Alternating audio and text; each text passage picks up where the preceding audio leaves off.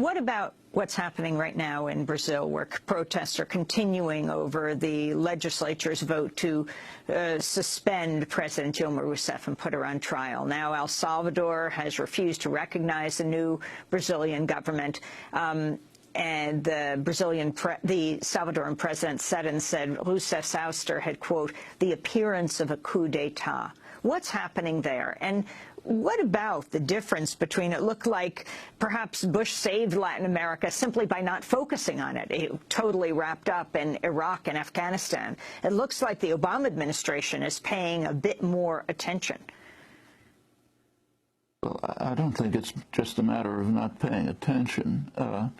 Latin America has, to a significant extent, liberated itself from foreign, meaning mostly U.S. domination, in the past 10 or 15 years. That's a dramatic development in world affairs. It's the first time in 500 years. It's a big change.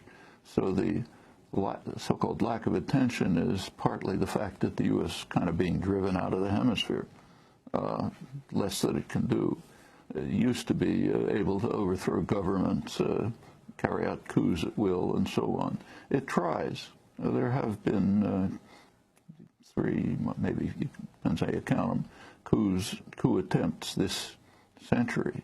One in Venezuela in 2002 succeeded for a couple of days, backed by the U.S., overthrown by popular reaction. A second in Haiti, 2004, succeeded. The U.S. and France, Canada helped, kidnap the president, send him off to Central Africa. It won't permit his party to run in elections. That was a successful coup. Honduras, under Obama, there was a military coup, overthrew a reformist president. The United States was almost alone in pretty much legitimizing the coup, you know, claiming that the elections under the coup regime were legitimate. Honduras, always a very poor, repressed society, became a total horror chamber. Huge flow of refugees. We throw them back in the border, back to the violence which we helped create. Paraguay, there was a kind of a semi-coup. What's happening also to get rid of a progressive priest who was running the country briefly. What's happening in Brazil now is extremely unfortunate in many ways. First of all, there has been a massive level of corruption. Regrettably, the Workers' Party, Lula's party, which had a real opportunity to achieve something extremely significant and did make some considerable positive changes, nevertheless joined the traditional elite in just wholesale robbery. And that should be punished. On the other hand, what's happening now, what you quoted from El Salvador, I think is pretty accurate. It's a kind of a soft coup.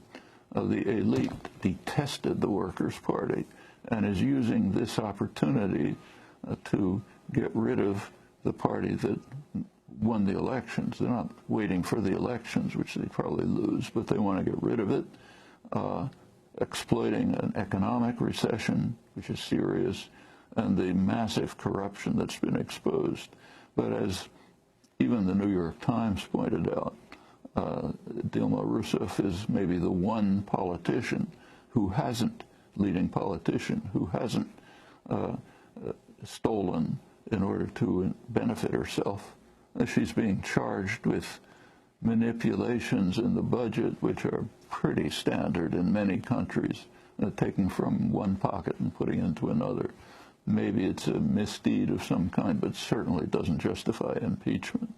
In fact, we have the one leading politician who hasn't stolen to enrich herself, who's being impeached by a gang of thieves who have done so.